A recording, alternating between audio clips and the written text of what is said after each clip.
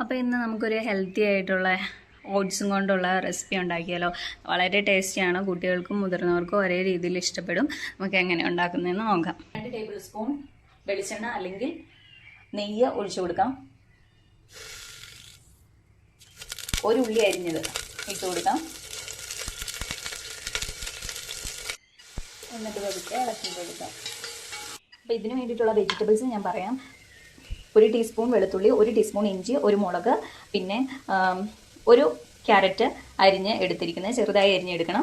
1/4 cup 1/4 cup പരിപ്പ്, പിന്നെ 1/2 cup cauliflower, പിന്നെ ഇതുപോലെ തന്നെ 1/4 കപ്പ് നമ്മുടെ ഗ്രീൻ പീസ്.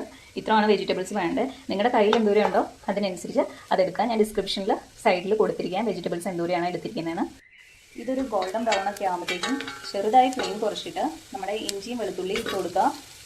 ഇഞ്ചിയും വെളുത്തുള്ളിയും പേസ്റ്റ് അല്ലെങ്കിൽ ഇഞ്ചിയും വെളുത്തുള്ളി ചെറുതായി ചോപ്പ് ചെയ്തത് ഏത് വേണമെങ്കിലും യൂസ് ചെയ്യാം. ഞാനത് ഇട്ട് കൊടുത്തു. അടുത്ത വെജിറ്റബിൾസ് എല്ലാം കൂടെ ഞാൻ ഇതിലേക്ക് ഇട്ട് കൊടുക്കുകയാണ്. വെജിറ്റബിൾസിൻ്റെ അളവ് അങ്ങോട്ടും ഇങ്ങോട്ടും മാറിയെന്നോട്ട് കുഴപ്പമൊന്നുമില്ല. ഇത് ഹെൽത്തി വേർഷനാണ്, പിള്ളേർക്ക് ഉൾപ്പെടെ കഴിക്കാവുന്നതാണ്. പിള്ളേർക്ക് ഉണ്ടാക്കുമ്പോൾ കുറച്ച് എരിവ് കുറച്ച് ഉണ്ടാക്കിയാൽ മതിയാവും.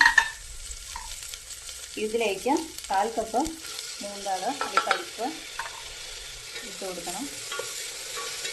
ലോ ഫ്ലെയിമിലെല്ലാം ഇട്ട് കൊടുത്താൽ മതി. ഇതിനാവശ്യമായിട്ടുള്ള 2 ടീസ്പൂൺ ഉപ്പ് ഞാൻ ഇട്ടിട്ടുണ്ട്. അപ്പം ഇതിലേക്ക് എല്ലാ വെജിറ്റബിൾസും കൂടെ കൂടി 1/2 കപ്പ് ഇട്ടാൽ മതിയാവും. അതായത് കോളിഫ്ലവർ, ഗ്രീൻ പീസ്, ക്യാരറ്റ് എല്ലാം കൂടി. ഇപ്പം എനിക്ക് വെജിറ്റബിൾ ഇൻടേക്ക് കൂട്ടാൻ വേണ്ടി ഞാൻ എല്ലാത്തിൻ്റെയും ക്വാണ്ടിറ്റി കുറച്ച് കൂടുതലായി ഇട്ടിട്ടുണ്ട്.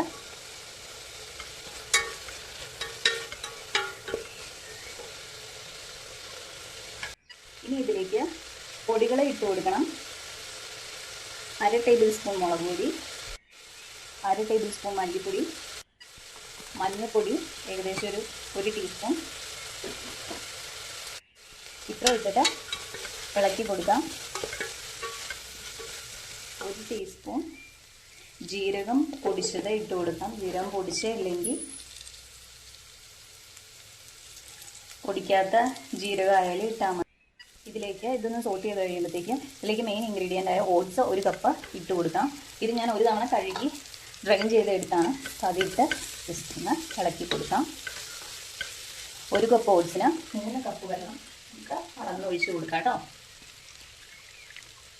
1 2 3 കപ്പ് വെള്ളം കൂടെ ഒഴിച്ച് കൊടുക്കണം.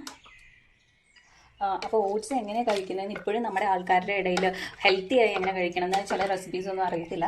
അതിലൊരു റെസിപ്പിയാണിത്. ഇത് ഏറ്റവും ഹെൽത്തി വേർഷനാണ്. നിങ്ങൾക്ക് കാണുമ്പോൾ തന്നെ അറിയാം, ഒരുപാട് വെജിറ്റബിൾസ് ഉണ്ട്, അതുപോലെ തന്നെ ഓട്സ് ഉണ്ട്. ഈസിയായി ഉണ്ടാക്കുകയും ചെയ്യാം. എല്ലാം കൂടെ ഒരുമിച്ചിട്ടിട്ട് ഉണ്ടാക്കി ഞാൻ മൂടി വെച്ചിട്ടുണ്ട്. ഒരു 2 വിസിൽ വരുന്നവരെ നമുക്ക് വെയിറ്റ് ചെയ്യാം. 2 അല്ലെങ്കിൽ 3 വിസിലടിക്കാം. നമുക്കിത് ഫുള്ള് എയർ റിലീസ് ചെയ്യുന്നവരെ വെയിറ്റ് ചെയ്യാം. ഇത് നമുക്ക് ഓപ്പൺ ചെയ്ത് നോക്കാം. ഇതിന് തന്നെ ഞാൻ പറഞ്ഞ മാതിരി എണ്ണയ്ക്ക് പകരം നെയ്യ് ഇട്ട് കൊടുത്താൽ മതി. ഇപ്പം ഞാൻ കുറച്ച് നെയ്യ് ഇട്ടിട്ടുണ്ട്, ഇളക്കി കൊടുക്കുകയാണ്. നമ്മുടെ അടിപൊളി ഓട്സ് കിച്ചടി റെഡി ആയിട്ടുണ്ട്. ഞാൻ സെർവിംഗ് പ്ലേറ്റിലേക്ക് മാറ്റിയിട്ട് കാണിക്കാം കേട്ടോ. ഇത് മെയിൻ ഡിഷായിട്ടാണ് കഴിക്കുന്നത് കേട്ടോ.